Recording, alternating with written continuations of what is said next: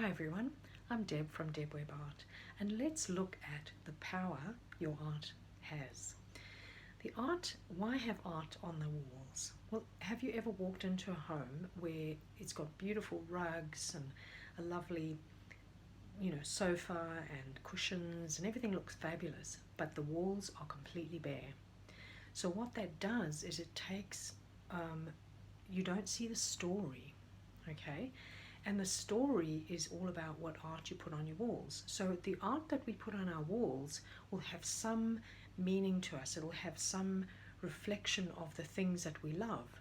So if you, for instance, have always loved flowers, there's a good chance you're going to have some art on your walls with flowers or that kind of shape, okay?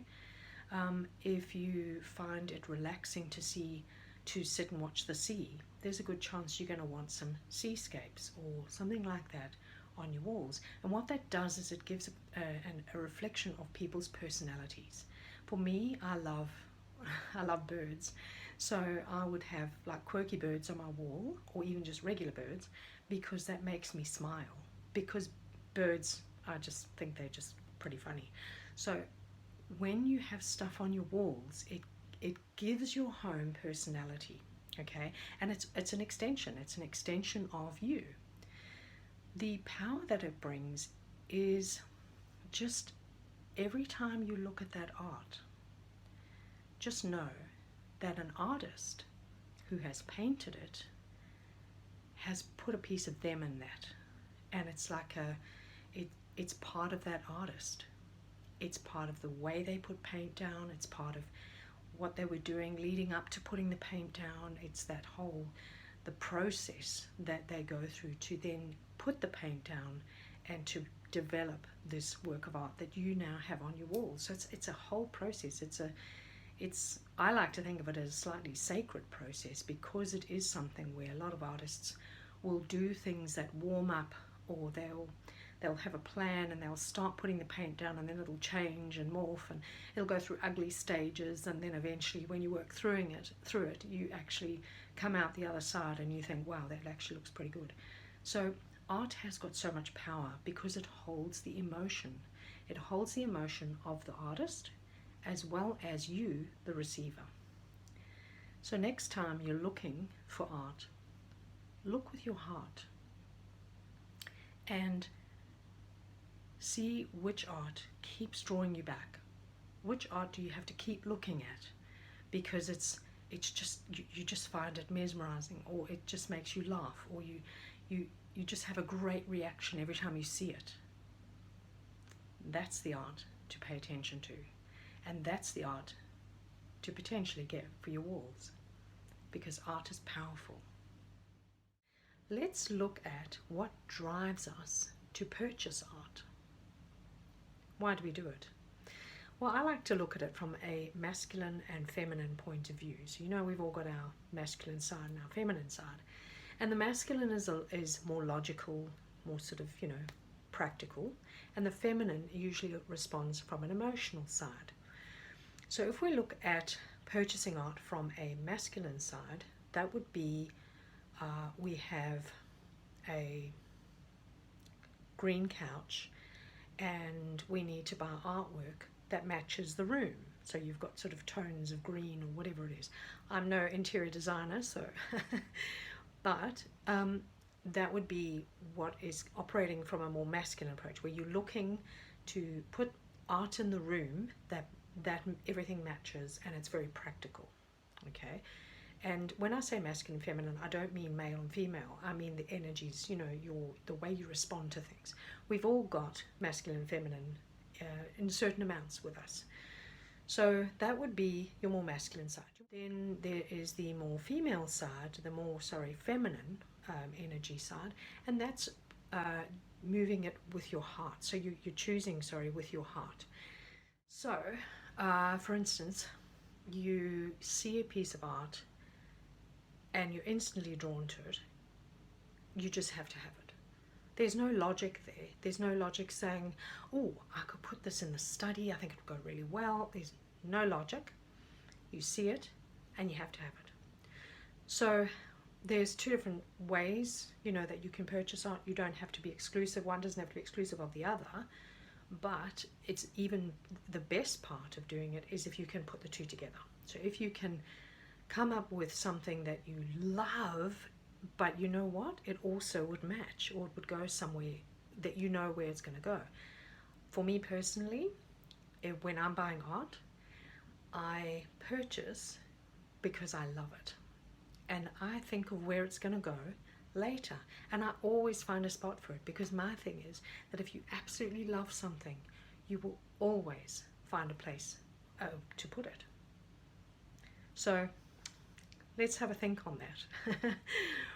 How you purchase art. Think about that. And then start, when you next go through the online art galleries or whatever else you're perusing, think, how do I usually buy art, or what guides me when I'm looking at buying some art? It's an interesting thing. Let's look at the purpose of art.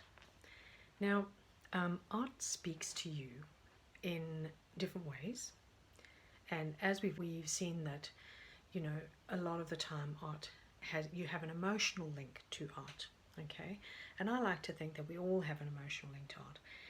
When you see art, it can transport you. It can transport you to a memory. It can help you to remember who you are. There might be something childlike about it which brings you great joy. Maybe it reminds you of something of your past that was happy. It's kind of like, when you have special photos of special people, and you remember things when you see those photos, and art can do the same thing. So if you have an artwork of a poppy field, for instance, and every time you see it, you remember that, that time when you were traveling in England and you saw a big poppy field and you had so much fun on that journey, etc. It doesn't necessarily have to relate only to the poppy field, but it takes you on the journey from there. It's the starting point. Okay, and I just want you to listen to these words. I wrote them in a blog post that I posted on my website, and here's what I said. Art has the ability to transport you. It has the ability to evoke emotion. It has the ability to remind you to love. Okay, so art, the purpose of art is quite deep, because it triggers something in us. We have it for a reason. We bought it for a reason. Walk around your home, look at the art you have on your walls. See if they trigger that emotion or remind you of why you bought it. It's a really important thing, because art is very powerful. And that purpose of art, reminding us of love, reminding us to love and reminding us of love, is very important. Alright, so pop over to the blog and have a little read of what I wrote about the purpose of art, and you'll see what I mean. Let's look at what art can bring to you. What value does it offer you, aside from the healing? Well, think about an art piece that you really love, okay?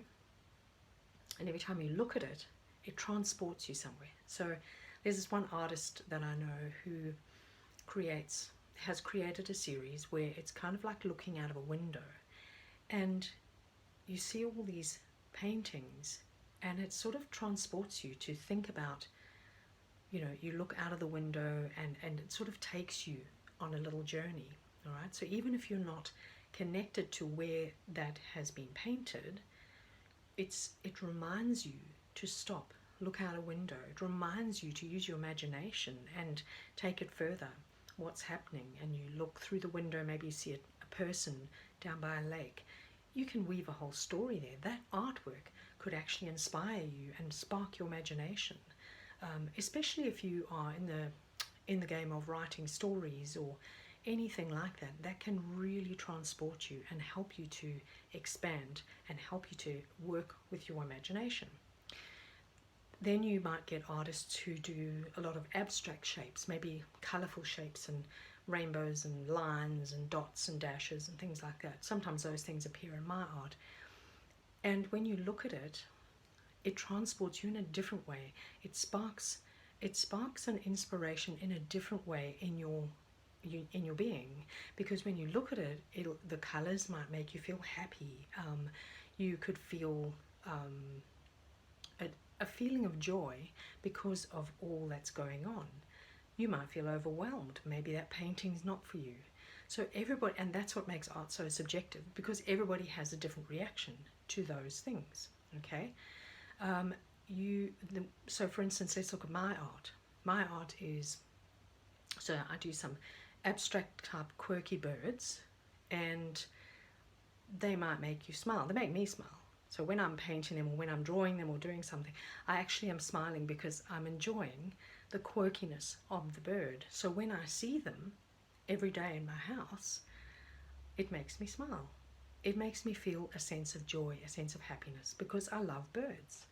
So, you know, when you see something that is quirky or abstract, it still can, whether you feel it with a heart or whether you are matching it to a room, the actual purpose of that art is to transport you into a feeling of joy, or a feeling of wanting to investigate more, or sparking the imagination, or, you know, it can inspire. It can honestly inspire. So I would have to say that purpose of art in that regard is for inspiration and for helping us to remember why we're here. We're here to experience love and joy, and art brings you that. So let's do a little art challenge. Okay, no, you don't have to paint anything. You can if you want. But find a picture, a photo, or something that brings a memory to you. Bring a memory, or you love it for whatever reason. Just print that off, you know, not illegally, so make sure it's yours. Cut it out and stick it somewhere where you're going to be walking past. Okay? And notice how often when you walk past, you see it, and it actually, you know, brings joy to you. It actually makes you feel something. And then know that during all the time that you have got artwork on the wall, this is what's going to happen. It's like it's a challenge that you can then become aware of how the art actually affects you and affects your environment. I like to say that art equals emotions plus story. Okay, art equals emotions plus story. There's always something in there that can evoke an emotion, and there's some sort of story about it. So whatever art you pick, whether the artist has the story to tell, that's great, but you have picked that artwork, and you will have your own story to tell about that artwork, why you picked it, and what it means to you. So I hope you enjoyed this, and will think about art in a different way, and realize that the power of art is something that I think a lot of people underestimate, because we're such visual creatures. We see so much, and what we see can affect us. It can impact us. So next time you're looking for something for your walls, have a little think. There's always something to choose from in every budget. All right, thank you so much for being here. Take care until next time.